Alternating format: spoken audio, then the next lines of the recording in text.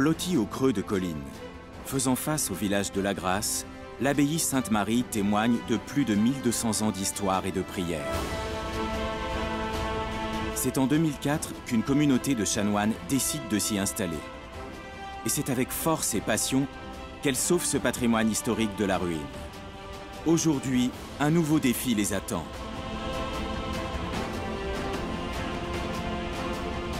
Un projet d'une envergure exceptionnelle. Le plus lourd et difficile chantier de restauration du site, redonner vie à l'église gothique. Bientôt, des chants résonneront sous ses voûtes et feront écho dans tous les cœurs.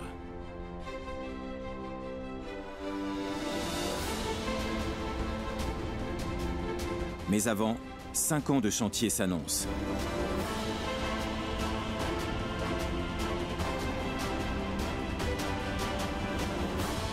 En commençant par la restauration du clocher, monument le plus visible du site, un travail colossal commence.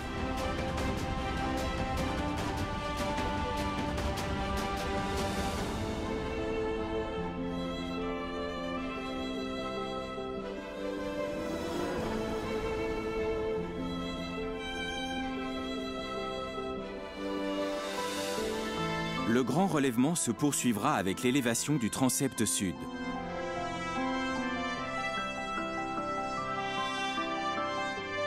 Pour réunir le corps de l'église au clocher.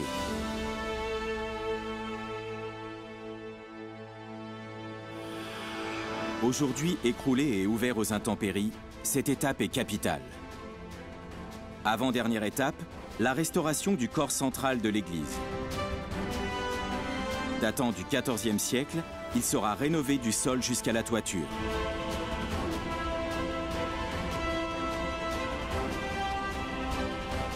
Ce chantier permettra ainsi d'offrir un lieu de culte et de prière aux visiteurs.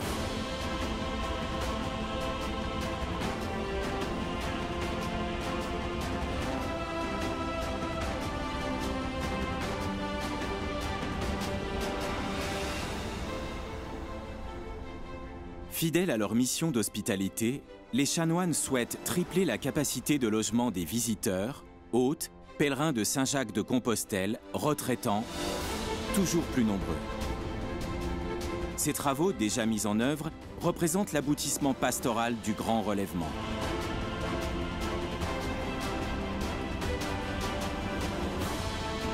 Le futur s'écrit dès aujourd'hui. Prenez part à une aventure humaine et spirituelle exceptionnelle qui marquera votre vie. Engagez-vous.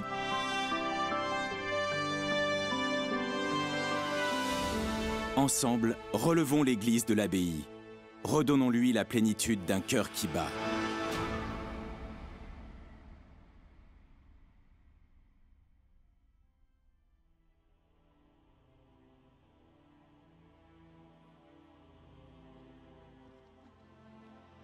Bonsoir à tous. Je suis Laurent Landette, le directeur du Collège des Bernardins, et je vous souhaite la bienvenue. Alors nous sommes dans un lieu qui porte une mission particulière. En effet, même si le Collège des Bernardins a été rénové il y a une douzaine d'années, sous l'impulsion prophétique du cardinal Lustiger, il a été érigé au XIIIe siècle, au cœur de Paris, ici même, pour accueillir des moines cisterciens en formation, afin de leur permettre, en contact direct avec l'effervescence intellectuelle de Paris, d'être en prise avec la société et la capitale. Relier, tisser des ponts, s'inscrire vraiment dans la société. C'est vraiment la mission du Collège des Bernardins et qui cherche plus que jamais à être à l'écoute des joies, des espérances, des angoisses et des attentes des hommes de ce temps. Le fait de relier s'inscrit aussi dans l'architecture de ce lieu, comme le manifestent ces clés de voûte cisterciennes que vous pouvez contempler ici, dans cette nef, qui relie en fait plusieurs perspectives. L'horizontalité, la verticalité, la largeur, la profondeur, la hauteur, de sorte qu'à cette image, nous pouvons contempler l'esprit de sagesse et d'intelligence de Dieu. Le Collège des Bernardins associe aujourd'hui la formation intellectuelle aux différentes sensibilités artistiques, le dialogue à la recherche, dans des espaces de réflexion où théologiens et scientifiques mêlent leurs connaissances afin de mieux comprendre ce monde. Et nous le croyons, ce dialogue entre foi et raison, s'inspirant de cette célèbre encyclique de Jean-Paul II, sont comme les deux ailes qui permettent à l'esprit humain de s'élever vers la contemplation de ce qui est juste, de ce qui est vrai, de ce qui est beau.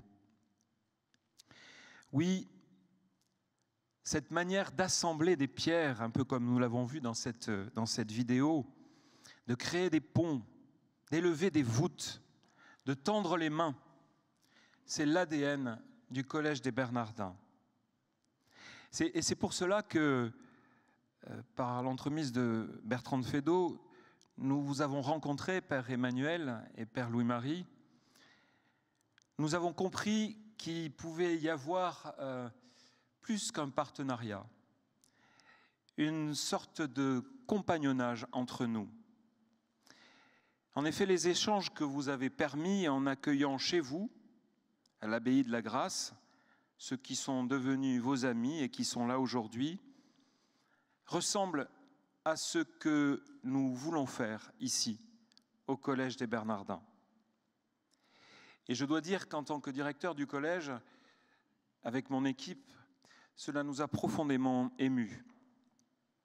Oui, relier les enjeux contemporains entre eux, en les confrontant à une lumière qui n'aveugle pas, qui n'éblouit pas, comme le pourraient être, non pas ces projecteurs, mais une bougie fragile qui vacille. Nous avons vu là comme une communion de vocations, où tout s'enchaîne, tout se confronte et se comprend aussi à la lumière des questions qui mobilisent notre société. Ainsi, je souhaite vous redire et dire à tous ceux qui sont ici et qui nous font l'amitié de leur présence que ce soir, vous êtes dans votre maison, vous êtes ici, chez vous. Je vous souhaite une très belle soirée en communion d'amitié. Merci beaucoup.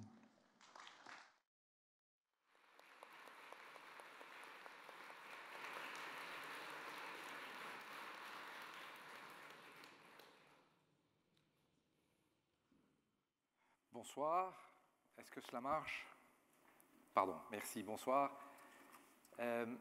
Chers amis, je suis Arnaud de Puyfontaine, je suis président du directoire du groupe Vivendi, qui est un groupe de communication qui est propriétaire d'une maison qui s'appelle Editis et qui a la joie d'avoir en son sein une maison qui s'appelle Julliard et qui a participé à ce formidable projet avec leurs confrères de Julliard. Donc, je tenais tout d'abord à vous dire ma joie d'être présent ce soir, bien évidemment, ici au Bernardin, dont je salue le directeur, Laurent Landrette, pour prolonger la magnifique aventure éditoriale et spirituelle de 3 jours et 3 nuits par cette soirée d'échange.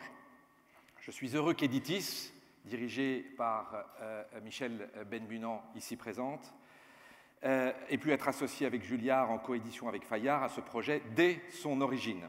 Il a fallu toute la ténacité de Nicolas Diat pour mener à bien un projet qui, de téméraire, est devenu évidence. Comme il le dit lui-même, le pari n'était pas gagné d'avance, et pourtant l'aventure fut belle. Car rassembler pendant 3 jours et 3 nuits les frères de l'abbaye de la Grâce et des écrivains était un sacré pari. Certes, certains des chanoines ont descendu en rappel le clocher de l'église à l'invitation de Sylvain Tesson. Mais ce n'est certainement pas la plus grande prise de risque de cette aventure. Non, le risque était bien dans ce que le père Emmanuel-Marie Lefébure-Dubus appelle un dialogue de fous, où tous se mettent en risque. Mais ce ne fut pas un dialogue de sourds. Aujourd'hui, nous avons l'évidence de ces textes, de ces récits, de ces plongées intimes, de ces méditations, de ces voix d'écrivains qui mêlent à leur vie et leur questionnement l'abbaye de la Grâce et leurs chanoines. Des textes qui m'ont pour certains marqué, interrogé, pour tous ému. Je voudrais saluer les auteurs présents, ceux qui sont avec nous en visio et ceux qui n'ont pu être présents. Je connais bien certains d'entre vous et j'ai été à chaque fois étonné de vous retrouver à la fois si semblables et si différents à vous-même dans ces textes.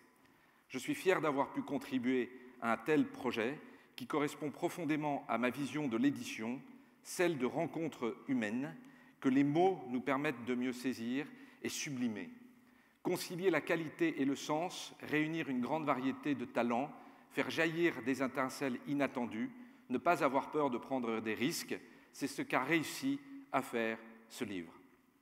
Je tenais à remercier les équipes d'Editis et de Fayard qui ont œuvré sur ce livre et saluer le père Louis-Marie qui a mené de main de maître l'organisation de cet événement avec Hugo Mons, Adeline Well et Pierre Papin.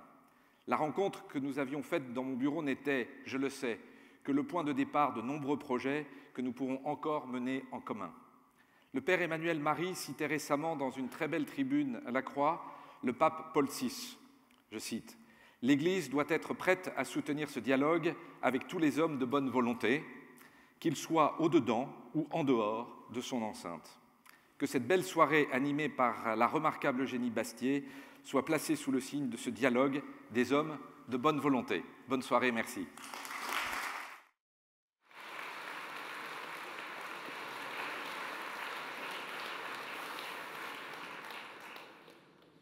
Bonsoir à tous, merci d'être venus si nombreux pour assister à cette discussion que j'ai l'honneur d'animer. Alors, le père Louis-Marie, lorsqu'il a organisé cette conférence, m'a appelé et m'a dit « Écoutez, on aimerait bien que ce soit vous qui animez cette conférence ce soir, parce que vous avez deux qualités. Vous allez voir, ça rend modeste. La première, c'est que vous êtes une femme et qu'on a besoin d'un regard féminin justement pour animer cette discussion qui sera d'hommes écrivains qui ont rencontré ces hommes chanoines à l'abbaye. Et la deuxième, c'est que vous n'avez jamais vu l'abbaye et que du coup vous avez ce regard extérieur qui pourra être intéressant. Donc de ces deux qualités, je pense que je ne pourrai jamais changer la première, malgré les progrès de la science. Mais en tout cas, j'espère bien un jour remédier à la seconde et venir voir de mes yeux cette abbaye et ses beautés qu'ont décrit avec beaucoup de talent les écrivains qui sont ici ce soir. Pour commencer, j'aimerais passer la parole à Nicolas Dia, éditeur, qui a eu l'idée de ce livre. Et Nicolas, j'aimerais que vous citez d'ailleurs dans votre préface le très beau discours de Benoît XVI aux Bernardins, ici même, en 2008, il y a 12 ans, discours très célèbre où le pape émérite évoquait les fruits du monachisme et il évoquait évidemment il disait l'objectif des moines en Occident, qu'était-il ? Il a été de chercher Dieu et c'est ce qui a fondé la culture de l'Europe. Et j'aimerais vous demander ce soir en quoi ce message de Benoît XVI est encore pertinent pour le monde d'aujourd'hui et est-ce que vous l'avez trouvé, ce message, à l'abbaye de la Grâce ?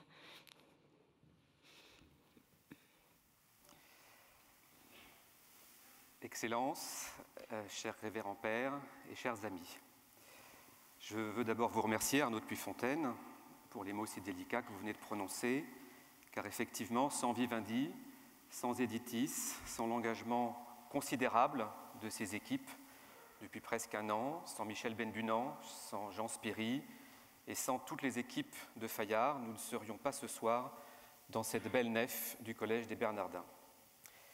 Il y a presque un an, cher Père Emmanuel-Marie, nous rencontrions ensemble les premiers écrivains pour leur proposer de participer à notre aventure littéraire. Vous étiez venus à Paris pour parler avec Pascal Bruckner, Frédéric Beigbeder, Thibaut de Montaigu et Jean-Marie Rouard, qui furent les premiers à nous rejoindre. Évidemment, nous ne savions pas, en cet hiver 2021 confiné, que 3 jours et 3 nuits feraient un jour la couverture et 4 pages intérieures avec force photo, assez belle d'ailleurs, du journal Libération. Et si nous l'avions su, voilà, France, et si nous l'avions su, est-ce que nous aurions vraiment poursuivi ce travail? Aurions-nous imaginé que la même semaine, à la veille de Noël, Mediapart, Libération, Le Monde, Le Nouvel Obs, The Times se pencheraient sur nous et, dans un élan qui aurait fort peu à voir avec la grâce de la nativité, verraient Sylvain Tesson en appeler à la guerre civile et Pascal Bruckner brandir le glaive pour débuter rien moins que la croisade.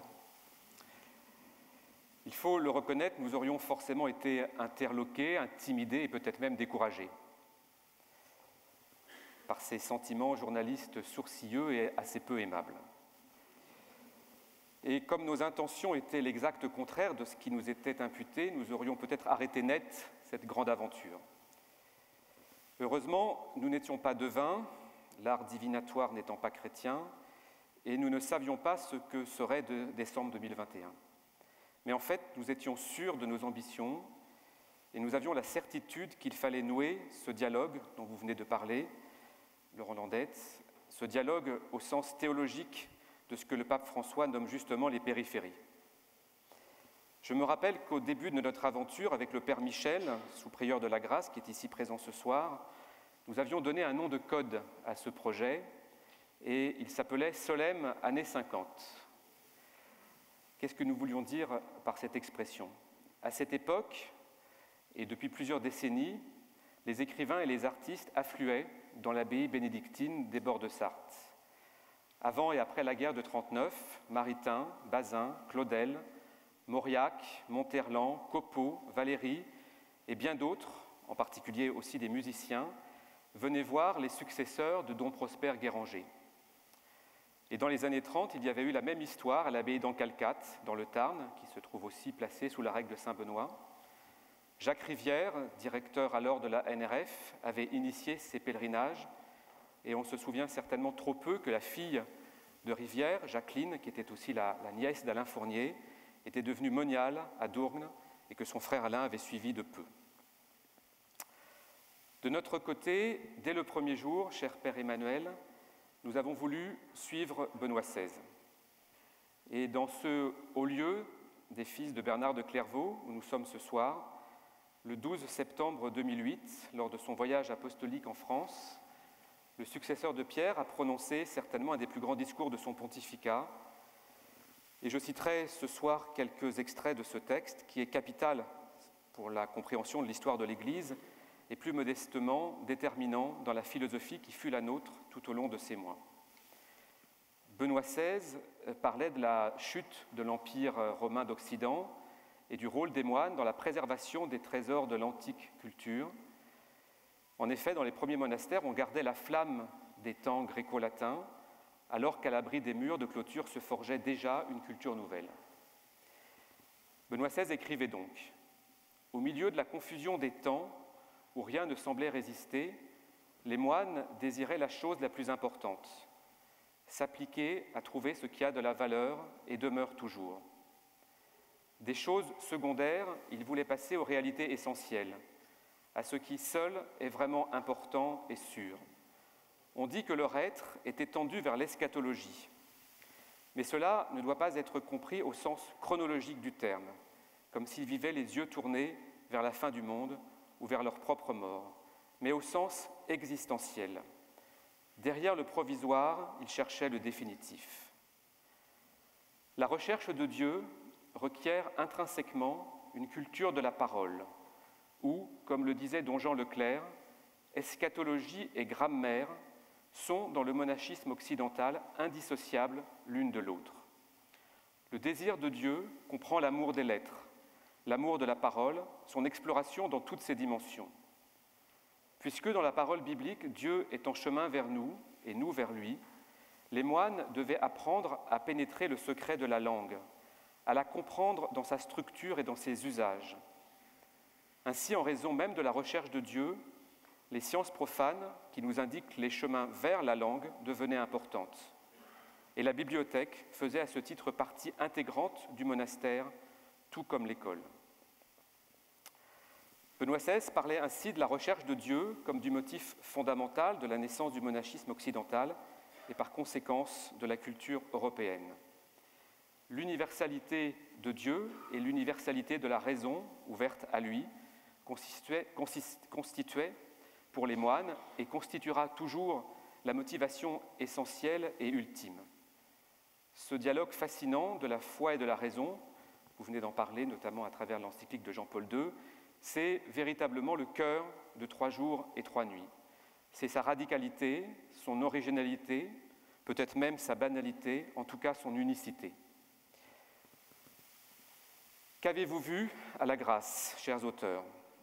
Une nature sauvage, des bâtiments extraordinaires légués par les âges, un village médiéval blotti dans les collines, mais surtout, vous avez pu comprendre que ces hommes que vous avez rencontrés, ces hommes qui priaient les offices, 7 fois le jour, à l'abbatiale, ces hommes qui chantaient les admirables antiennes grégoriennes, ces hommes qui faisaient silence, le grand silence après les complis, ces hommes qui ont tout abandonné, famille, fiancés, carrière, connaissent paradoxalement très bien le monde, et qu'ils l'aiment, et qu'ils s'attachent même à l'élever et à le faire grandir. Il existe une deuxième démarche dans notre livre, et nous devons, je pense, une nouvelle fois la comprendre en compagnie de Benoît XVI. Pour lui, l'Église moderne devait aider l'homme à ne pas mettre de côté la question de Dieu comme question essentielle de son existence. Elle devait l'aider à accepter cette question et la nostalgie qui se cache en elle. Souvent, dans son enseignement, pendant les audiences, les angélus, les homélies, le pape Benoît citait une parole que le Christ reprenait du prophète Isaïe en parlant du temple qui devait être une maison de prière pour tous les peuples. Et Benoît XVI rappelait en fait l'existence du parvis des gentils, en l'occurrence d'un espace dans l'ancien temple de Jérusalem qui n'était pas réservé aux Juifs, mais ouvert aux gentils, c'est-à-dire aux non-Juifs, pour s'approcher eux aussi du mystère de la foi, rencontrer les docteurs de la loi, écouter les réponses qu'ils pouvaient apporter aux questionnements de chacun, sans distinction de race, de culture ou de religion.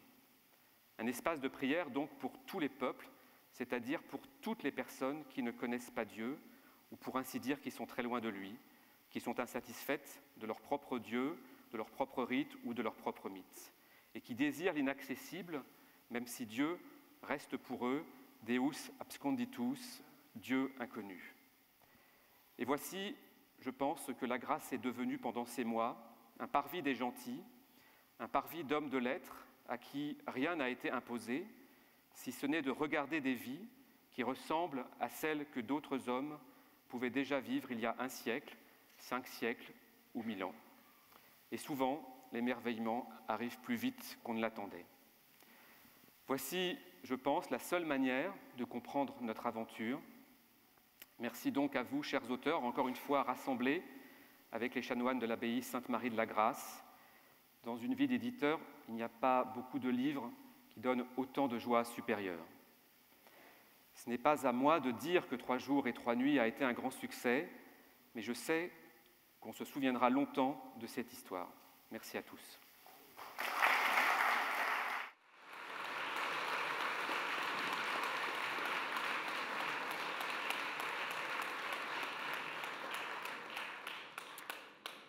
Alors, pour commencer la discussion, je me tourne vers vous, Jean-Marie Roire, parce que vous avez consacré votre texte à un parallèle, le parallèle entre 2 vocations, la vocation de chanoine et la vocation d'écrivain, qui, c'est vrai, ce sont 2 métiers un peu bizarres au XXIe siècle, un peu décalés que ces vocations d'écrivain et de moine.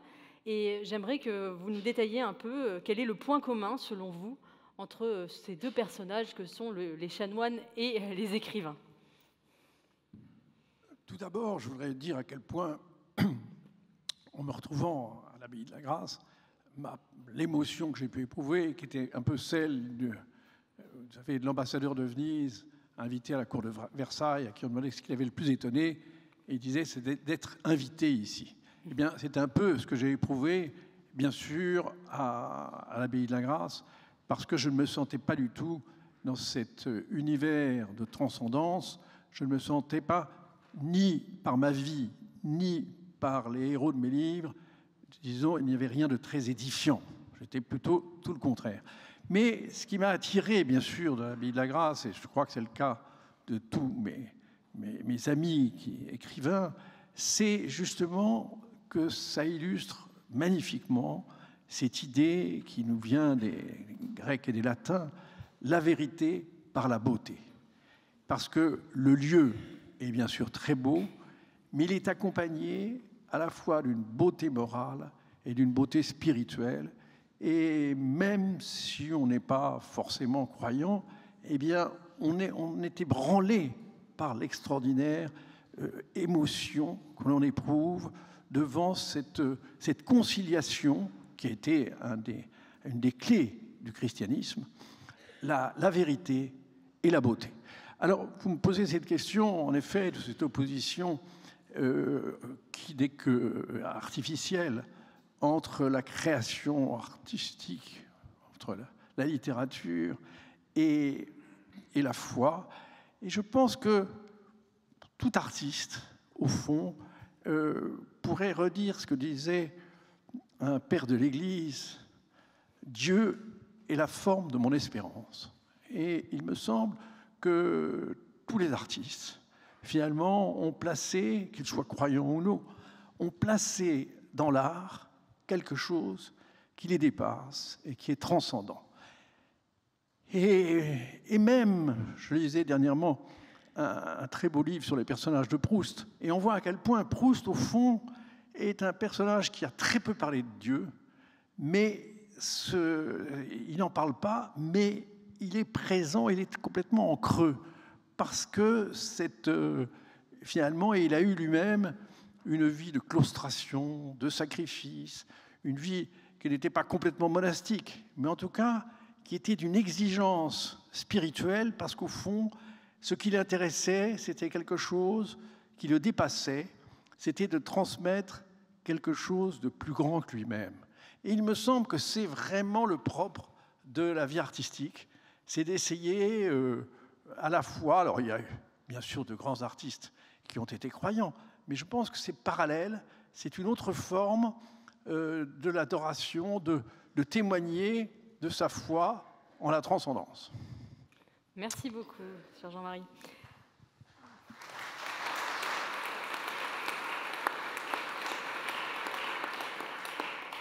Je me tourne maintenant vers Thibaut de Montaigu.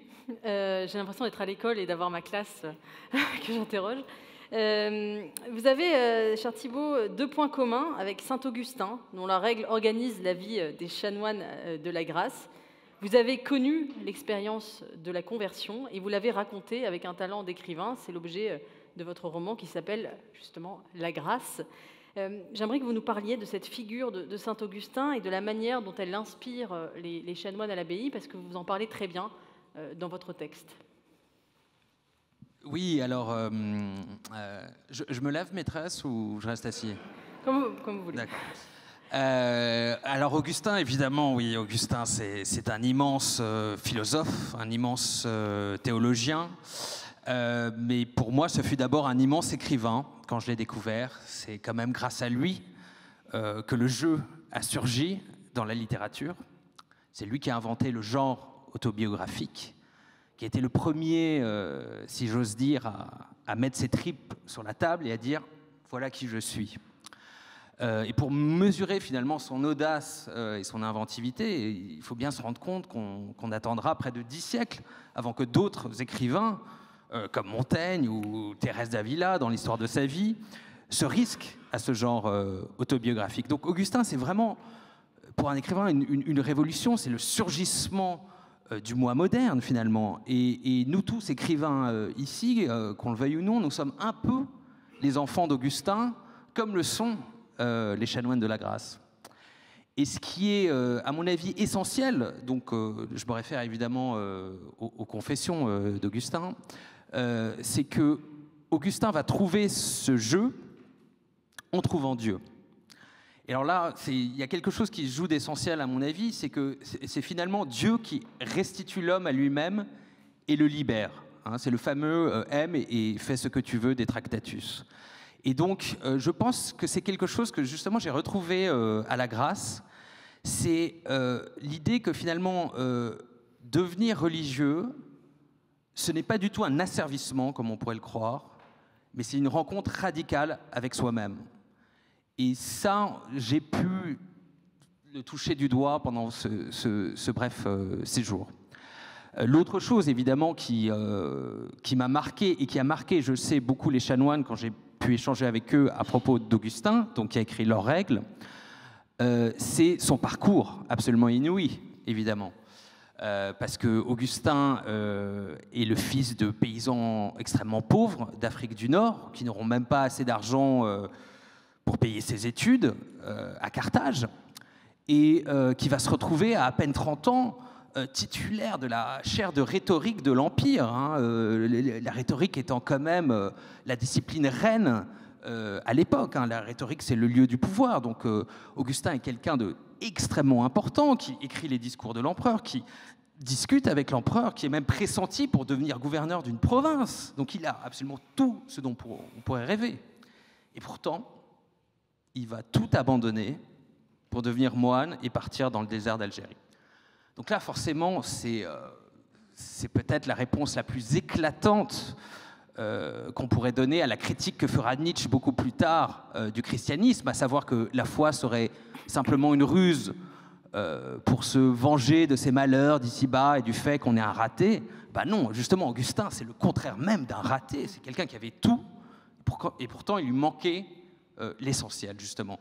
Et en discutant justement avec certains chanoines, je me suis rendu compte que leur parcours ressemble beaucoup à celui d'Augustin, c'est-à-dire que cette découverte de l'essentiel n'est pas arrivée comme ça du jour au lendemain, ça a été 20 ans de doute, d'atermoiement, d'ambition, de souffrance, de joie, et finalement ça a été un combat permanent entre son être intérieur et son être extérieur. Et c'est peut-être ça finalement le sens de la sainteté, c'est pas du tout d'être un être pur et éthéré, c'est pas ça d'être religieux, mais au contraire, ce sont des gens qui sont allés le plus loin possible dans ce combat entre ces deux pôles de l'être. C'est Rimbaud qui disait très bien justement que le combat spirituel est plus âpre que la lutte entre les hommes. Eh bien, Augustin l'a incarné à merveille, et je pense que c'est ce que font les chanoines de la grâce au quotidien. Merci beaucoup.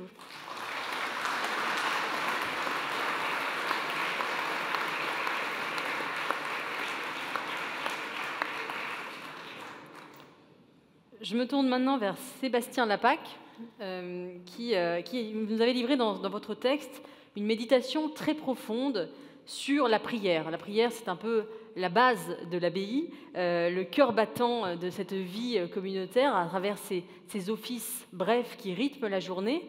Et vous parlez très bien d'ailleurs de la force des psaumes et de la façon dont les psaumes peuvent nous aider à rentrer dans ce dialogue avec Dieu. J'aimerais que vous évoquiez pour nous ce soir cette force spirituelle des psaumes que vous évoquez dans votre texte.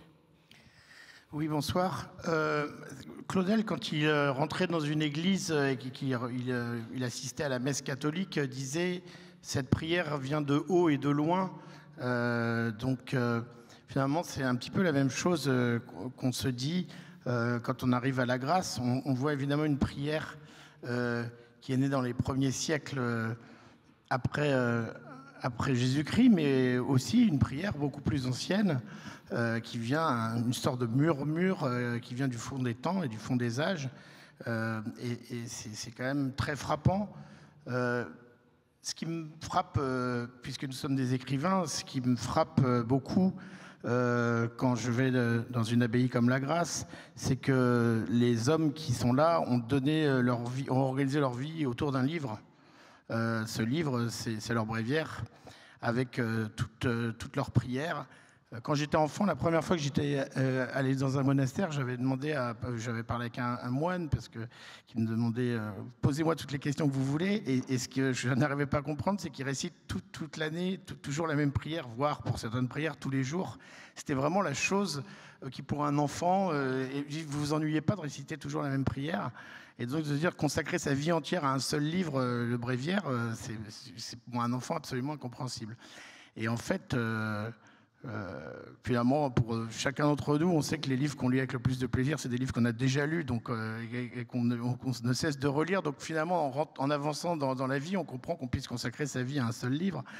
Et c'est vrai que ce livre, le Bréviaire, est principalement fait des 150 psaumes et plus des hymnes qui sont très belles, rédigées par saint Ambroise, l'ami de saint Augustin, pour beaucoup d'entre elles, ou en tout cas dans une tradition d'ailleurs d'un latin très souple, très élégant, mais effectivement le cœur frappant, ce qui m'a justement dans cette idée de quelque chose qui vient de haut et de loin, d'une parole qui vient de haut et de loin dont parle Claudel, c'est cette prière juive qui est la prière des psaumes. Alors effectivement cette prière des psaumes qui annonce les psaumes prêtés au roi David, qui annonce tous les épisodes de la vie du Christ, à la fois sa naissance, sa mort et sa résurrection, et tels qu'ils ont été lus et interprétés par les pères de l'Église au sens figuré.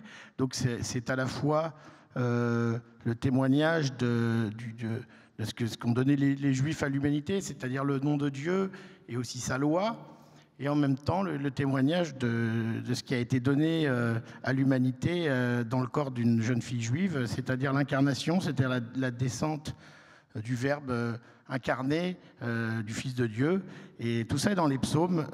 Donc en fait, contrairement à ce que je croyais quand j'étais un enfant, on ne s'ennuie pas en lisant à longueur d'année, en lisant et en relisant les psaumes. Il faut ajouter en plus qu'ils sont non seulement lus mais chantés en grégorien, ce qui est en plus une façon de faire en sorte que chaque parole s'élève vers l'infini, et peut-être parfois une parole prononcée trop rapidement, sans trop y penser, a tendance à tomber vers le sol, mais chantée en grégorien, elle s'élève, en plus avec une architecture qu'on a vue qui prête à l'élévation, comme l'architecture qui est ici. Donc c'est une parole qui a pour vocation de s'élever, mais aussi qui est une parole écrite. Comme les prêtres disent la messe en lisant le livre de la messe, les chanoines récitent leurs psaumes en lisant leur bréviaire. Et c'est pas aussi une chose qui m'étonnait quand j'étais enfant, c'est que je voyais des vieux moines qui continuaient de lire leur bréviaire pour chanter. Et je me disais, mais sans doute, ils savent les prières par cœur. Pourquoi ils lisent dans leur livre de prière? Parce qu'ils chantent en regardant dans leur livre, parce que justement, il y a un lien très fort entre la parole et en fait, tout texte a un lien fort avec le dit et le dire, mais en fait, ça reste un texte, c'est quelque chose d'écrit. Justement, quelque chose d'incarné, quelque chose qui a à voir avec la rencontre entre le ciel et la terre. Alors l'infini des psaumes, effectivement, je me suis, par exemple, en particulier attardé sur le psaume 118, qui était le psaume préféré de Pascal, qui est le grand psaume de la loi, le psaume le plus long du Bréviaire, dans lequel toute l'histoire sainte, on peut dire d'une certaine manière que le microcosme et le macrocosme sont dans ce psaume, à savoir chacune de nos vies minuscules, et la totalité du destin de l'humanité est éclairée par ce psaume. Voilà, je trouve qu'il y a de très puissant et très beau dans cette rumination des psaumes, c'est que c'est une manière pour les chanoines de s'inscrire dans le grand flux du Verbe de Dieu, qui commence peut-être sur le mont Sinaï et qui se poursuit jusqu'à l'ascension et à la Pentecôte. Et je crois que c'est ce qui est tout à fait étonnant pour n'importe quelle personne qui s'y attarde un petit peu, qui séjourne quelque temps dans une abbaye ou dans un monastère, c'est qu'on a l'impression qu'il est possible de se brancher immédiatement sur ce flux, avec quelques heures d'effort, mais peut-être même pas quelques jours, 3 jours et 3 nuits. Très rapidement, on peut se brancher dans ce flux. où nous emmène ce flux, ça, chacun a son propre destin, mais il y a cette capacité en fait effectivement à rentrer dans cet élan à la fois qui a à faire avec le dire et avec l'écrit, voilà, et qui vient de haut et de loin. Donc tout d'un coup, on a l'impression d'être un participant de l'Histoire sainte. En 3 jours et 3 nuits, on devient d'une vie prosaïque, se transforme en celle d'un participant de l'Histoire sainte. Donc voilà ce que je trouve très beau dans l'expérience d'un séjour dans un monastère ou à l'abbaye de la Grâce en particulier avec les chanoines. Merci beaucoup, cher Sébastien. Alors, on ne va pas se brancher avec le flux de la parole divine, mais avec Internet, puisque normalement nous allons devoir nous connecter en duplex de Guétari avec Frédéric Becbédé. Je ne sais pas, c'est une autre manière de se connecter, voilà, qui est là, très bien. Bonjour Frédéric. Bonjour. Vous nous entendez? Je ne suis pas à Guétari. Ah. Je suis dans le sultanat d'Oman. Encore mieux. Nous voilà encore plus mondialisés, c'est parfait. Voilà, exactement. Cher Frédéric, votre texte s'intitule « Le refuge » et vous dites une très belle phrase qui m'a beaucoup touchée en vous lisant « Je ne veux plus partir, je veux vivre au ralenti comme eux, dans la douceur » à propos des chanoines. Vous, le noceur, le fêtard impénitent, vous avez trouvé dans l'abbaye finalement une forme de suspension du temps. J'aimerais que vous nous décriviez un peu ce temps suspendu et ce qui vous a séduit dans... Oui, non, mais c'est-à-dire que évidemment, la première chose que j'ai faite quand Nicolas m'a proposé de séjourner à la Grâce, c'est d'éclater de rire et de croire qu'il plaisantait. Et dans mon texte, j'ai voulu expliquer comment dire, ce décalage et jouer même le rôle peut-être que l'on voulait m'assigner, celui du type qui n'a rien à foutre là. Et ça me paraît intéressant parce que, comme Thibaut de Montaigu vient de le rappeler, Augustin était, avant d'être moine, était quand même un drôle de ludion et d'hédoniste. Et donc il n'y a pas de contradiction en réalité. Dans l'histoire de la littérature, on a beaucoup d'exemples d'écrivains dissipés qui ont rencontré la grâce. Et évidemment, je pense que je suis sous le contrôle de Sébastien Lapac. Je pense que Huysmans, c'est une bonne référence, n'est-ce pas, Sébastien? Donc il y a forcément dans la vie de noctambule une fuite, un vide, quelque chose qui fait qu'on ne veut pas aller se coucher parce qu'on cherche un sens à sa vie. Et donc, c'est tout à fait logique de terminer 3 jours et 3 nuits, et peut-être même davantage dans un refuge de ce genre. Et en ce qui me concerne, j'ai beaucoup aimé ce séjour. Ce n'était pas la première fois que j'allais dans une abbaye. J'avais fait 2 séjours auparavant, un très petit, très jeune, pour préparer ma confirmation, et puis un autre qui était pour bachoter, pour réviser les examens de Sciences Po à l'abbaye de Saint-Vendry.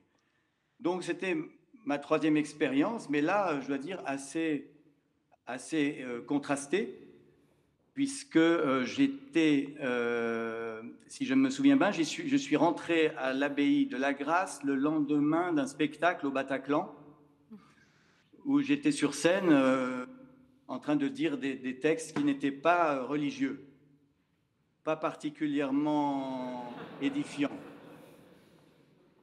Et donc c'était... je crois que ce qui est intéressant, c'est justement cette notion d'accueil, d'hospitalité. L'idée, d'ailleurs, enfin, ça rejoint plusieurs choses. D'abord, il y a le fait que quand on a une éducation catholique, elle ne s'oublie pas. Je dirais que les rites, les prières, les cantiques, tout le décor, l'encens, les cierges, tout ça, ça se réapprend très vite. Et en réalité, quand je suis arrivé, je suis remonté dans le temps. Je me suis retrouvé un enfant de l'école Bossuet qui retourne à la messe. Et donc, dans ce texte, j'essaie d'exprimer cette nostalgie, ce retour à l'innocence, et sans doute ce besoin de métaphysique dont Jean-Marie a très bien parlé. Jean-Marie Roire, là, il parlait très bien de ça, c'est-à-dire que au fond, si on est tous des écrivains, c'est ça notre religion. Notre religion, c'est que le matériel ne nous suffit pas. On a tout de même ce problème en commun avec les moines, avec les gens qui ont la foi. Voilà, nous, on cherche des phrases, on cherche de la beauté, mais enfin, c'est surtout ce qu'on refuse. Ce qu'on refuse, c'est la vie purement matérielle. Elle ne nous suffit pas, comme dit Pessoa. Et d'ailleurs, vous dites dans votre texte que vous avez dû voler une orange à l'abbaye parce que vous aviez très faim. Donc la vie matérielle ne suffisait pas non plus à l'abbaye, visiblement. Je pense que les règles augustiniennes ont été conçues pour, rendre perméable à autre chose que le confort. Effectivement, la faim rend croyant. C'est ce que dit un peu un proverbe russe qui dit que la faim est bonne cuisinière. Et donc les aliments ont meilleur goût quand on en a peu. Merci beaucoup, cher Frédéric, pour ce témoignage.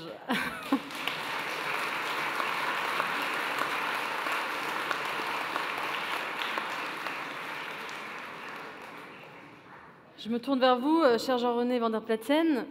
Vous êtes un écrivain qui évoquait souvent l'univers militaire dans vos romans. Et c'est d'ailleurs dans votre texte à l'abbaye, vous parlez des moines comme des soldats de Dieu. Et il y a une autre dimension qui m'a plu aussi dans votre texte, c'est que vous parlez beaucoup de la liturgie. La liturgie, de la beauté de la liturgie dans cette abbaye qui, je pense, mérite d'être évoquée ce soir. On a parlé des psaumes, on a parlé de la règle de Saint-Augustin, et cette liturgie particulière qui élève vers la beauté et vers Dieu. Vous dites que vous, l'enfant de la génération Vatican II, vous avez redécouvert la beauté de cette liturgie. Est-ce que vous pouvez nous en parler et nous dire en quoi elle permet d'entrer véritablement dans le spirituel? Merci Eugénie. Je me retrouve tout à fait dans ce que vient de dire Frédéric. D'ailleurs, nous avons le même âge à 1 an d'écart. Et nous sommes, lui et moi, issus d'une famille très catholique, très pratiquante. Et il faut se replonger à cette époque.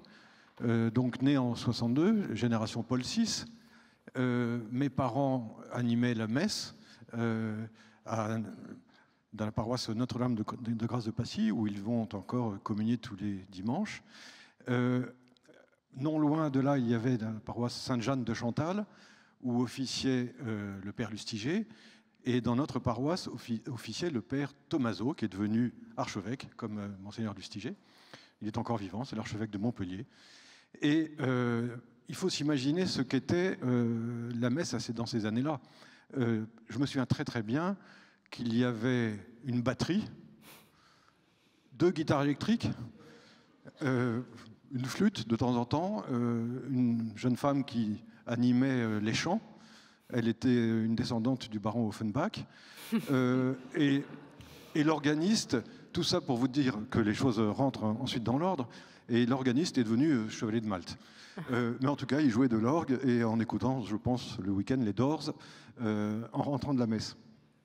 Voilà, donc par contraste, quand on chantait du John Littleton, ce chanteur de gospel qui avait complètement imprégné la liturgie catholique française, voilà, ce que j'ai découvert à la grâce était totalement à l'opposé de ça. Je dirais que cette liturgie, celle de Saint Pie V, j'y reviendrai un petit peu après, c'est son mystère qui fait sa beauté, qui fait sa force et qui fait sa grâce. Et j'ai été très frappé le deuxième jour de mon séjour là-bas. J'avais été, par mesure exceptionnelle, presque papale, autorisé à être accompagné d'un ami qui était Michel Onfray. Et le deuxième jour, nous avons assisté à la messe conventuelle, je crois me souvenir, Père Louis-Marie ou Père Emmanuel-Marie, je crois me souvenir qu'elle était à 10h20. Et tout ça était si beau, si merveilleux, si émouvant, les froissements d'étoffes, les odeurs d'encens, les arabesques, les volutes que faisait l'encens dans la lumière. Et à un moment, nous étions debout, tous les deux, et à un moment, je sens que Michel Onfray est pris d'une grande émotion. Discrètement, je le regarde, il était sur ma droite, et il était en train de pleurer. En sortant de cette messe, il me dit cette phrase très forte, « Une messe comme celle-ci, c'est une machine de guerre ».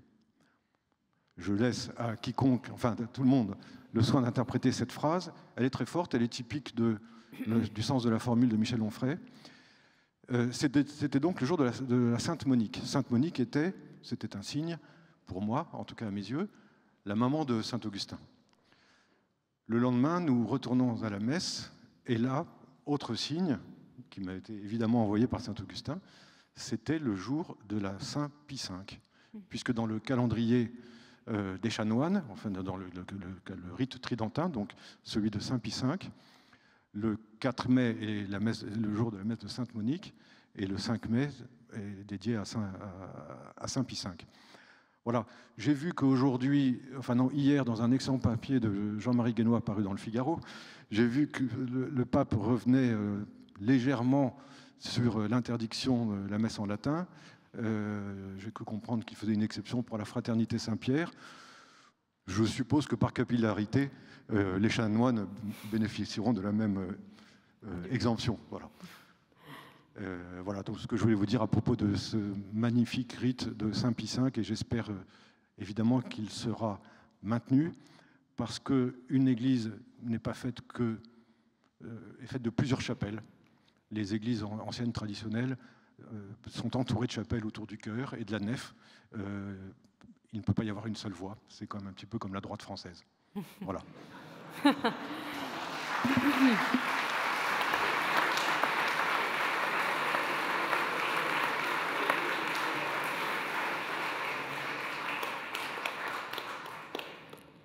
Je me tourne vers vous maintenant, Simon Liberati. Ce qui est formidable dans ce livre, c'est que les textes sont extrêmement variés et que chacun offre son regard sur l'abbaye. Certains parlent de la liturgie, certains parlent du rythme des moines, de la librairie, de la civilisation. Et vous abordez un sujet qui n'est pas accessoire, c'est celui du Christ et de la foi et de la place de la foi, ce qui est essentiel effectivement quand on est dans une abbaye. Et cette figure, vous évoquez donc dans ce très beau texte la figure du Christ auquel vous dites croire sans parvenir véritablement à croire.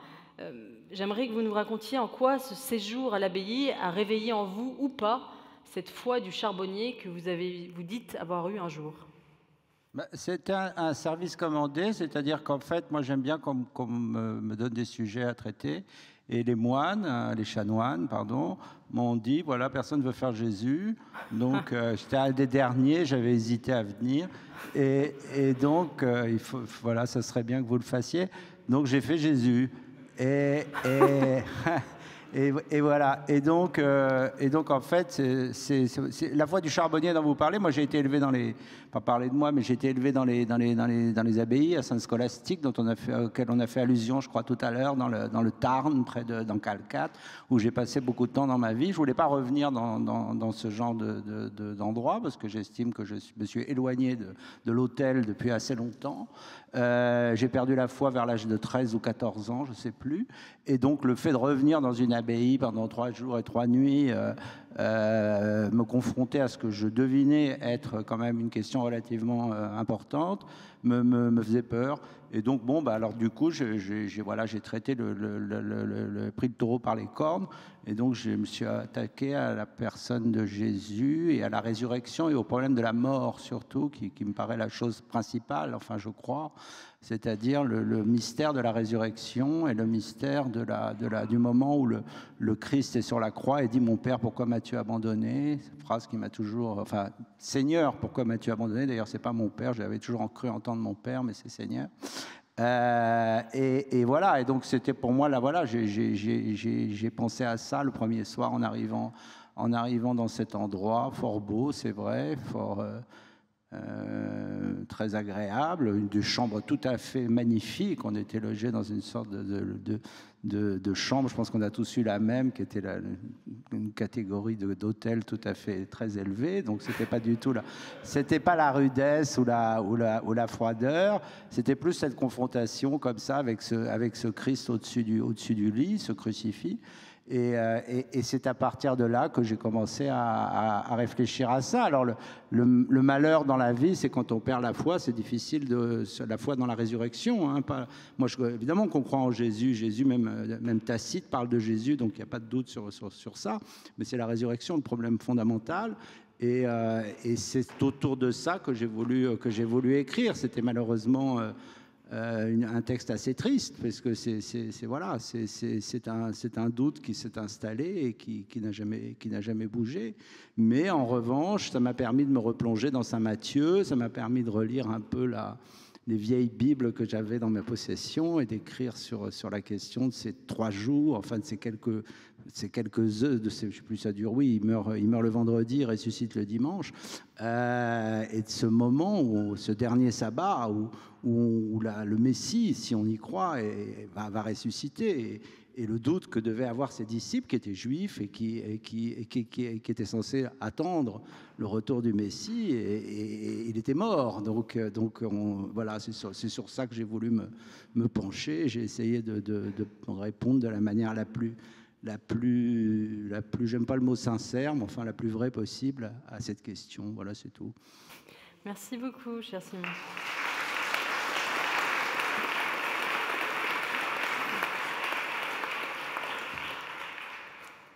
Alors après avoir évoqué un peu ce qu'on trouve dans cette abbaye, la prière, la question de la foi, la question du rythme des moines, j'aimerais qu'on aborde la question qui a été évoquée par Nicolas Dia en faisant référence à Benoît XVI, qui est la question de civilisation.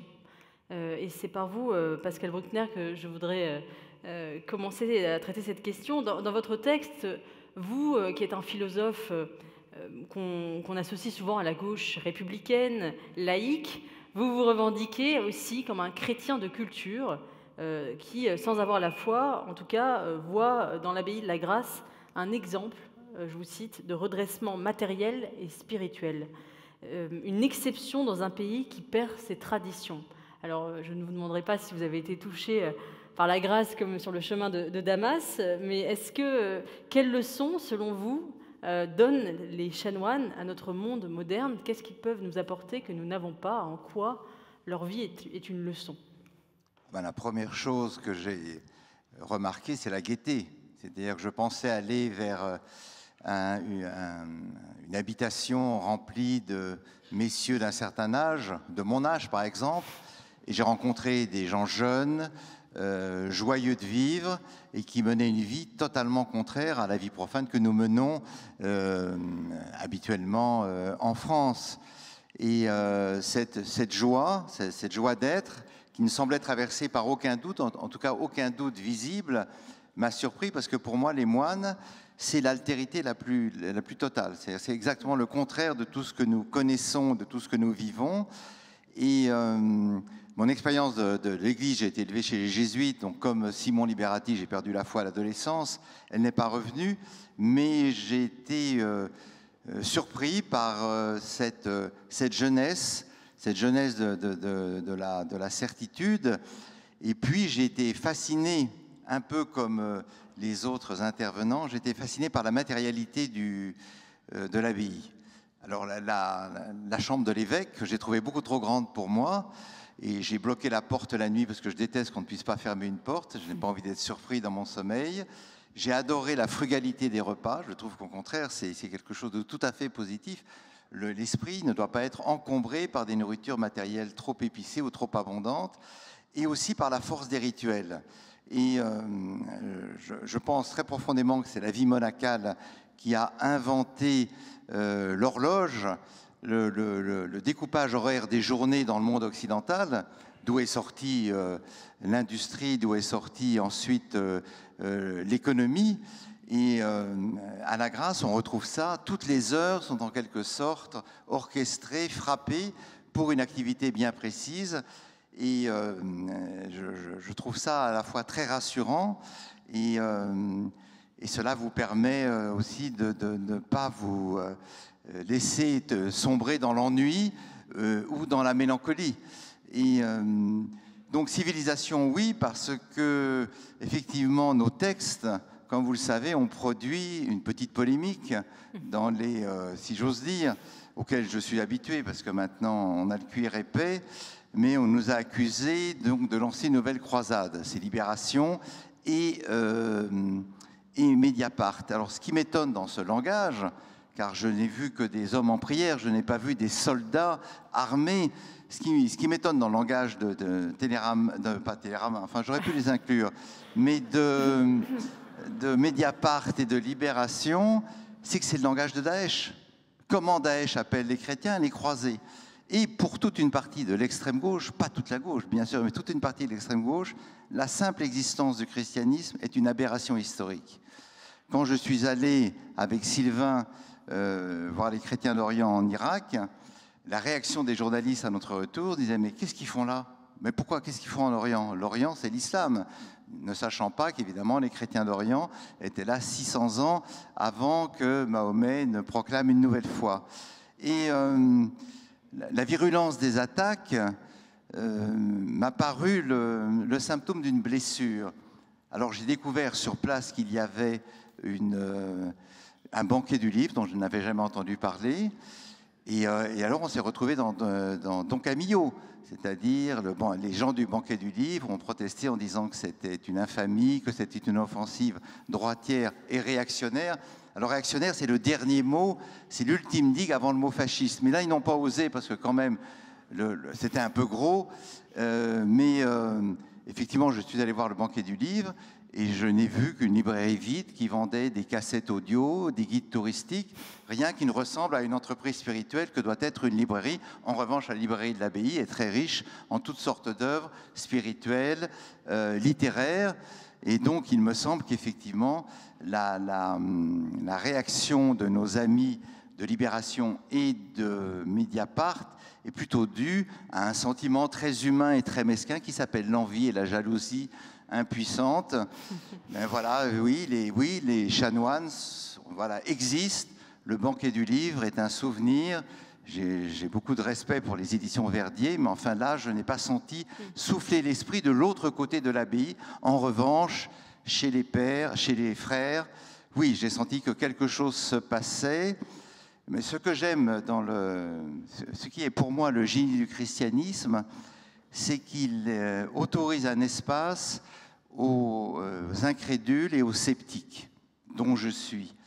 Et je suis sorti de l'abbaye de la Grâce persuadé que s'il doit y avoir un renouveau de l'Église un jour, il ne viendra pas du sommet, du pontife, mais il viendra des abbayes, des monastères, des pèlerins, des croyants de base qui, eux, impulseront une réforme indispensable au sommet. Merci. Merci.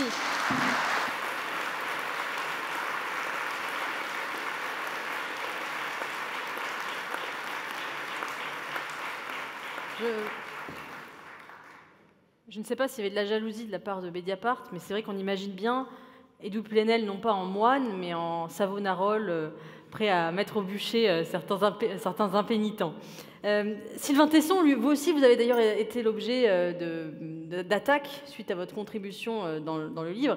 Il est vrai que vous avez formé les chanoines à l'escalade en vue d'une attaque commando, j'imagine, future, puisque vous avez grimpé le clocher de l'abbaye avec certains des moines. Dans votre texte, vous nous soumettez d'ailleurs une très belle réflexion sur ce mouvement de balancier qui habite l'abbaye, qui constitue même la philosophie même des lieux entre l'intérieur et l'extérieur, cette frontière, cette membrane que vous décrivez. L'historien d'ailleurs Patrick Boucheron a vu dans votre texte, je le cite, une radicalité réactionnaire inouïe. Alors j'ai envie de vous demander, est-ce que c'est le cas ?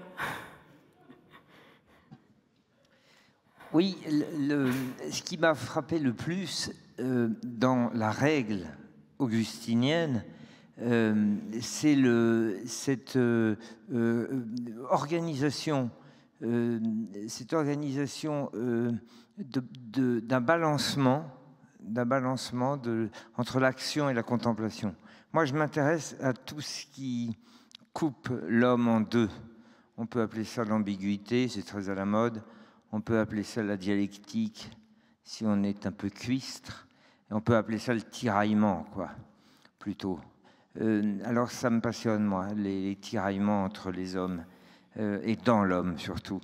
C'est-à-dire ces forces contraires qui nous amènent à vouloir vivre au-dedans de soi et puis au-dehors de soi, à vouloir à la fois le foyer et l'aventure, à vouloir à la fois la sécurité et le danger.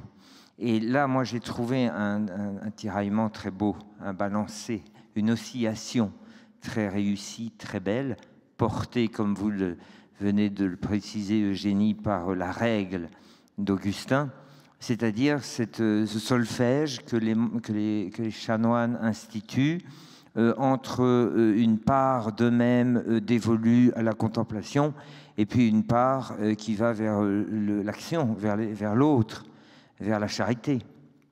Ce qui est donné au temporel et ce qui est donné au spirituel, ce qui est donné à la cité et ce qui est donné à la cellule, ce qui est donné à la terre et ce qui est donné au ciel. Et puis on pourrait comme ça énumérer longuement pendant toute la soirée les termes de la dialectique. Eh bien, je trouve ce balancé très beau.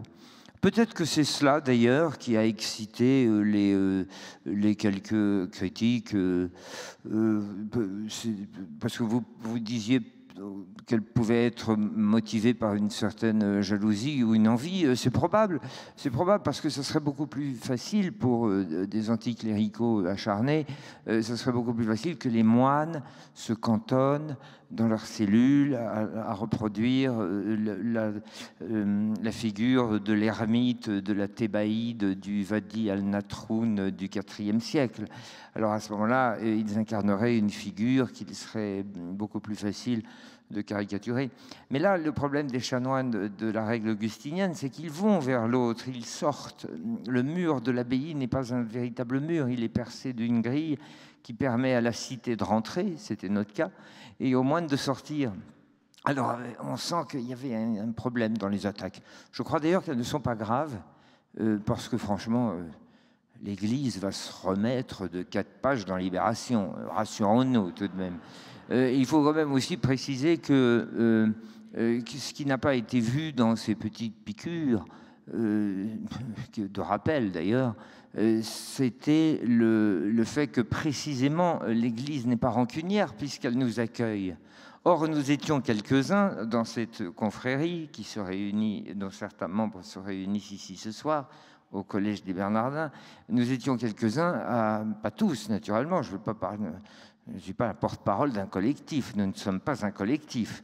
D'ailleurs, les chanoines ont pris soin de nous inviter les uns après les autres, ce qui était beaucoup mieux, parce que nous ne sommes pas des saints. Alors on ne sait pas comment ça se serait passé si nous avions été tous ensemble.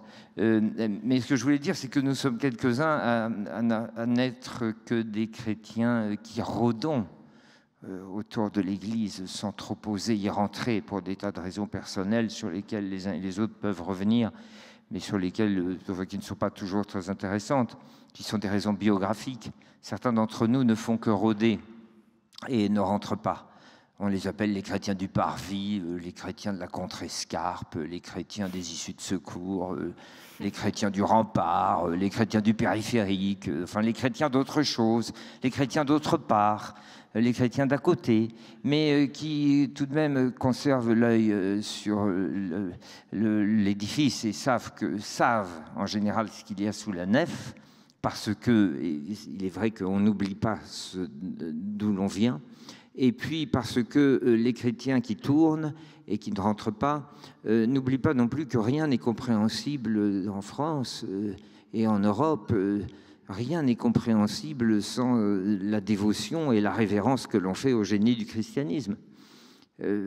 Alors je sais que Chateaubriand a même expliqué le vol des oiseaux et la nage des poulpes et le clignotement des feux follets par le christianisme, mais c'est une explication tellement totale, tellement superbe, et sans laquelle on ne peut ni comprendre les édifices de nos villes, ni comprendre même les paysages de nos campagnes, qu'on serait bien mal avisé de jeter le petit enfant, le petit bébé et l'eau du bain. Voilà, alors je crois que le fait que l'Église n'est pas rancunière, elle a accueilli ceux d'entre nous qui étaient des mécréants, et je dois dire que nous ne l'étions pas tous. Ça serait faire trop d'insultes à Sébastien Lapac ou à Jean-Marie Roire et enfin à tous les autres qui ne se sentent pas du tout des chrétiens du parvis. Mais c'est très beau cette idée qu'il n'y a pas de rancune dans l'Église, qu'elle est capable d'accueillir tous ceux qui ne souscrivent pas absolument à une foi très rigoureuse. Et nous parlons ici dans ce collège tout près de Notre-Dame, qui se trouve à quelques centaines de mètres plus au nord. Et il faut se souvenir que cette église, qui a été tant moquée, qui a été tant caricaturée, eh bien, rappelons-nous que le glas a sonné un jour à Notre-Dame pour les attentats de Charlie Hebdo. Alors s'il y a là la preuve de l'absence totale d'amertume dans l'Église, et je crois qu'elle a été donnée à ce moment-là. Merci Sylvain.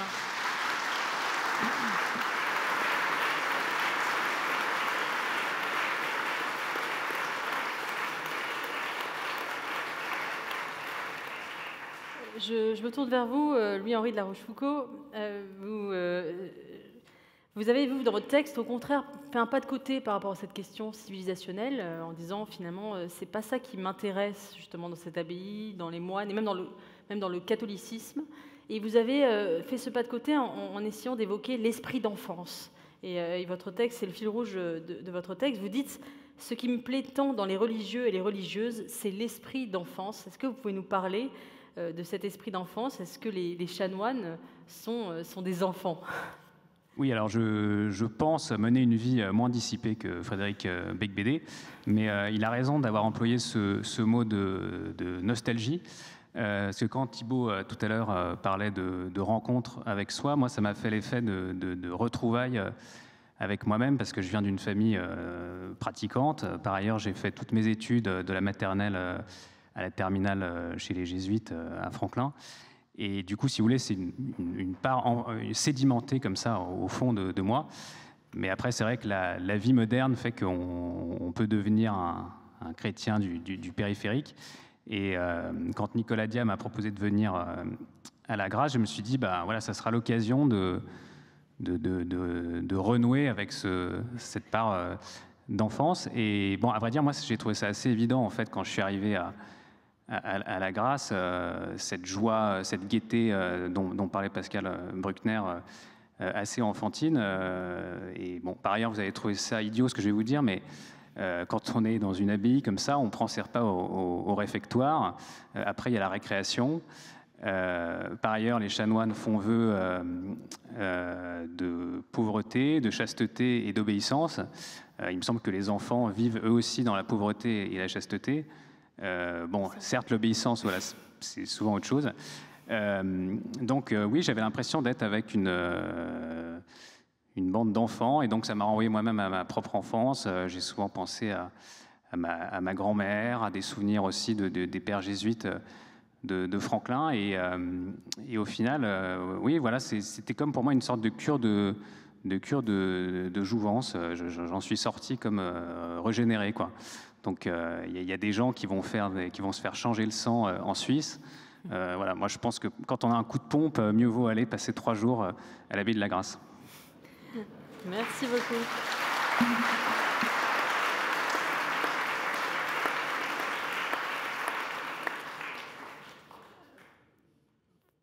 François-Olivier, j'espère, je vous interromps.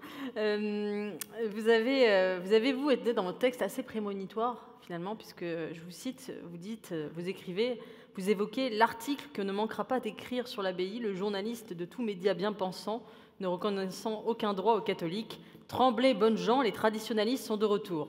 Ça n'a pas manqué. Je citais Le Monde, d'ailleurs. Hein. Comment ? Je citais le journal Le Monde, qui n'a pas été cité, parce qu'il y avait un papier également débile dans Le Monde, hein, pas seulement dans Libération. Vous avez été assez prémonitoire. Et vous faites un parallèle dans votre texte entre la résurrection de l'abbaye, ce grand relèvement, et celle souhaitable, selon vous, de notre civilisation. En quoi vous avez trouvé un exemple, vous aussi, dans l'abbaye, de relèvement qui pourrait s'appliquer à l'ensemble de notre civilisation ? Je vais me lever, hein, je vais faire comme Jean-Marie. Relevez-vous pour parler du grand relèvement. Ouais. Alors, ce qui est vrai, c'est que la réponse est dans le livre. Ce qu'on a tous dit, parce que ce sont des personnes qui viennent de milieux différents. Il y a les croyants de Parvis, il y a les croyants qui ont, comme moi, la foi du charbonnier, il y a les catholiques pratiquants, bon, des gens très différents. Et en fait, ils ont tous été saisis par la beauté, par la joie. Là, on est évidemment dans le domaine de Saint-Augustin, par la beauté dont parlait Jean-Marie, par le mystère aussi, par le besoin qu'on a tous de transcendance. Ce que racontait tout à l'heure Jean-René sur les larmes qu'il a vu couler sur le visage de Michel Onfray, c'est très parlant. Michel Onfray, c'est l'auteur du traité de la théologie qui n'écrirait plus aujourd'hui, hein, dit-il, en tout cas pas de la même façon. Mais j'ai remarqué très souvent, chez les non-croyants, dans les églises, des réactions étranges. D'ailleurs, pas seulement chez Michel Onfray, parce que j'ai effectivement visité des églises avec Michel Onfray, notamment celle de Chambois, chez lui. Mais j'ai vu Mitterrand aussi dans des églises qui faisaient profession d'athéisme. Et tout ça nous ramène au fait que l'homme est une machine à créer des dieux, qui a besoin de Dieu, qui a besoin de mystère, qui a besoin de percer le mystère, et qui est souvent en recherche, sauf quand il a trouvé, comme tous les croyants qui ont trouvé. Et donc, si vous voulez, ça nous ramène par exemple à, je trouve toujours extraordinaire l'histoire de Nietzsche. On dit Nietzsche athée, oui, parce qu'il dit Dieu est mort, mais Nietzsche est un provocateur qui écrit beaucoup de choses pour rire. Hein, quand on le lit, on voit très bien, quand on le lit 2-3 fois, finalement, ça n'a pas le même sens. Mais Nietzsche, il nous dit, voilà, l'univers, il est tenu par cette énergie, par le brin d'herbe là, qui va monter jusqu'au soleil. Bon, on peut voir Dieu là-dedans.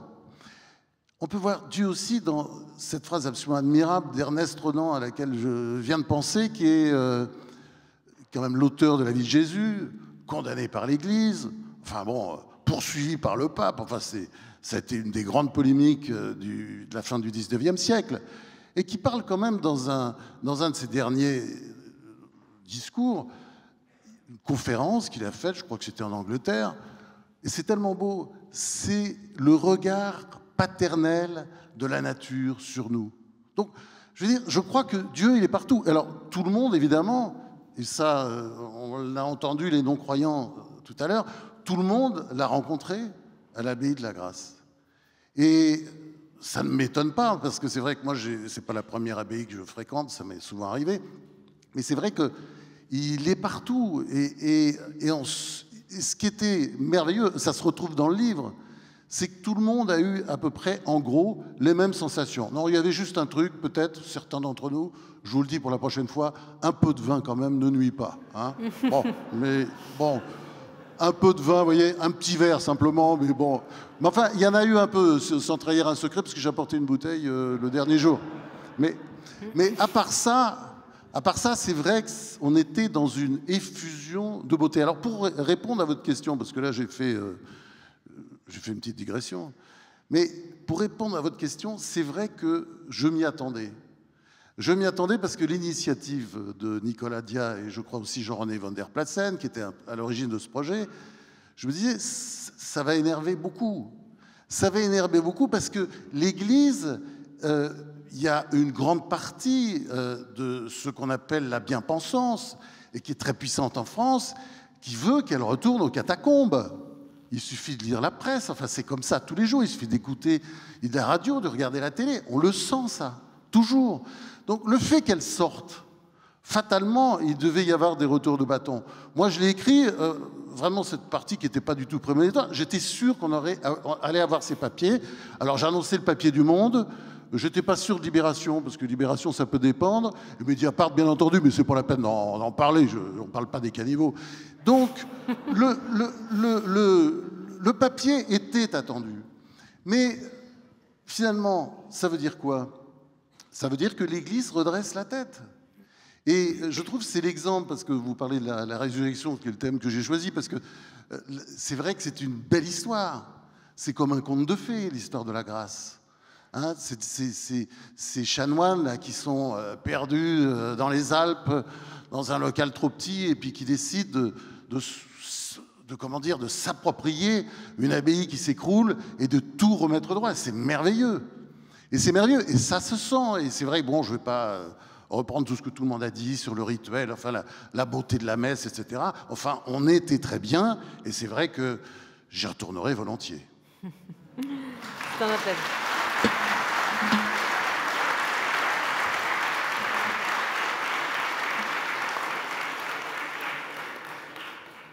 Alors, normalement, si tout fonctionne bien, nous devrions partir en duplex avec Boualem Sansal en Algérie, après Oman, qui va nous faire voyager aussi. Je ne sais pas si la connexion se fait.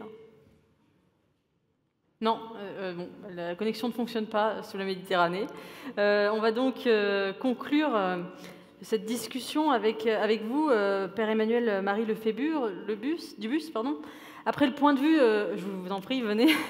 Après le point de vue des écrivains sur l'abbaye, j'aimerais bien que vous nous racontiez, en tant que Père abbé, quelles traces ont laissé le passage de ces écrivains dans l'abbaye auprès des chanoines, peut-être avoir l'autre regard sur cette venue d'écrivains dans votre abbaye. Je voudrais... Ça marche ? Monseigneur, mes amis, je voudrais en particulier d'abord vous remercier, puisque la connexion avec l'Algérie ne se faisant pas, je dois aussi en quelque sorte conclure, mais remercier pour ces rencontres, pour cette rencontre, remercier ceux qui ont rendu cette soirée possible, les auteurs, je vais en parler, et puis aussi les Bernardins, Laurent Landette, ses équipes, Arnaud de Puyfontaine, Michel Benbunan et Jean Spiry, Eugénie Bastier, merci, et tous les amis fidèles qui ont tant œuvré pour cette organisation. Remercier aussi ceux qui ont porté l'aventure de ce livre depuis des mois, les éditions Fayard, Jérôme Lessus. Merci à Nicolas Dia, en particulier pour son idée, pour avoir cru, pour nous avoir toujours encouragés, soutenus. Mais je voudrais surtout remercier les auteurs, qui ont pris le risque de partager notre vie 3 jours et 3 nuits avec la faim et la soif en particulier. Je retiens bien la leçon. De faire œuvre tout particulièrement de création littéraire pour dire ce qu'ils avaient expérimenté dans un lieu pour eux peut-être parfois dangereux. Et ça n'est pas de soi d'ailleurs qu'une communauté de religieux reçoive des artistes, que les portes de la clôture soient ouvertes à des écrivains habitués à une compagnie un peu plus brillante que la nôtre. Alors merci à mes frères de la grâce de s'être montrés aussi souples et accueillants, en particulier le Père Louis-Marie. Mais merci, chers écrivains, parce qu'avec vous, un dialogue s'est noué, une complicité aussi, je crois, et même aussi une amitié. Une amitié qui s'est tissée, on l'a dit, autour de la beauté, mais aussi de la vérité, tout simplement offerte par nos vies. La communauté religieuse donnait ce qu'elle était. Elle donnait ce qu'elle était à la fois dans sa simplicité, dans ses pauvretés, mais aussi dans la beauté de sa liturgie, du grégorien. Alors, chers amis écrivains, vous avez su à la fois sculpter et peindre avec des mots, dans vos sensibilités très très différentes, quelque chose de cette pauvreté et de cette beauté. Mais est-ce que le projet était culturel? En ces lieux mêmes, il y a 14 ans, Benoît XVI nous faisait don d'un discours, on vous l'a dit, mémorable, qu'a cité Nicolas Dia. Et permettez-moi de le mettre et de mettre sa citation au présent. Il disait, au présent, « Il faut reconnaître que la volonté des religieux, moines ou chanoines, n'est pas et n'a pas été de créer une culture nouvelle, ni de conserver une culture du passé. Leur motivation est beaucoup plus simple. Leur objectif est de chercher Dieu, quaerere Deum, et de s'appliquer à trouver ce qui a la valeur et demeure toujours, de trouver la vie elle-même à la recherche de Dieu. » Fin de citation. Eh bien, cette recherche de Dieu a besoin de savoir ce que Dieu dit, ce que sa parole nous offre. Alors cette parole devient un dialogue avec lui. Parce que Dieu, par la révélation, nous enseigne comment lui parler, comment le prier, avec quels mots, même avec quel chant, par exemple. Sébastien en a parlé, le livre des psaumes. Alors le désir de Dieu, comme le dialogue avec lui ou sur lui, comprend toujours intrinsèquement l'amour de la parole, des mots, de vos mots, de la littérature et donc des sciences profanes. Et cette recherche de Dieu, comme le dialogue avec lui, comme le dialogue avec ceux qui cherchent toute trace de la transcendance, eh bien, se diffracte toujours en beauté, en mots, en poèmes ou en notes musicales. Il peut même s'inscrire, comme chez nous, dans la pierre ou dans le bois. La recherche de Dieu nous conduit ainsi à aimer toute la création comme un grand poème dont le créateur est l'auteur. Et tout écrivain, alors tout artiste, et vous êtes des artistes, se fait à la fois un déchiffreur, un lecteur de ce poème divin, en même temps qu'un collaborateur finalement de ce créateur, auteur du plus grand poème du monde. Et tout religieux, en fait, aussi est un artiste dans ce grand poème. Et je pense que vous l'avez senti. Dans ce grand poème dont le sommet est le Verbe créateur. Au fond, chers amis écrivains, nous, chanoines, n'avons voulu que vous ouvrir à notre recherche du Christ, qui est le Verbe éternel, créateur de ce poème. Mais vous, en écrivant, que vous ayez ou non la foi, en créant de la beauté, vous nous avez aussi parlé de ce Verbe éternel. Vous vous êtes fait l'écho lointain ou prochain, et toujours émouvant. L'artiste, dit le pape François, est capable de parler de Dieu mieux que quiconque, d'en faire pressentir la beauté et la bonté, d'atteindre le cœur humain et de faire resplendir en lui la vérité du ressuscité. Alors l'Église a besoin de vous et de votre art, non pour une quelconque propagande ou prosélytisme, je crois, mais parce que chaque fois que vous dites la beauté, vous faites sonner une note de la symphonie divine. Vous peignez un trait du visage du Christ, le Verbe de Dieu, même si vous ne le savez pas. Et nous qui avons choisi de dédier notre vie à chercher Dieu, nous avons donc besoin de vous, écrivains et artistes, dans notre quête personnelle. Alors pour tous ces échos divins que vous avez su faire résonner pour nous tous, eh bien je souhaite vraiment vous redire ce soir, merci.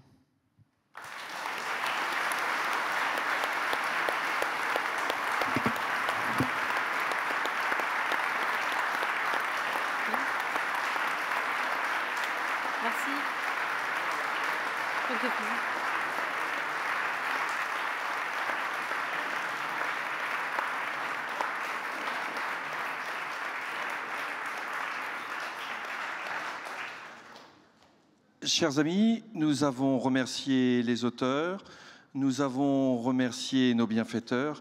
Il nous reste à vous remercier tous d'être venus si nombreux, de nous avoir fait confiance, de nous avoir portés. Voilà, nous vous promettons notre prière et nous vous invitons à nous retrouver autour de nos auteurs à l'occasion du cocktail qui nous est présenté à l'issue de cette soirée. Merci d'être venus si nombreux.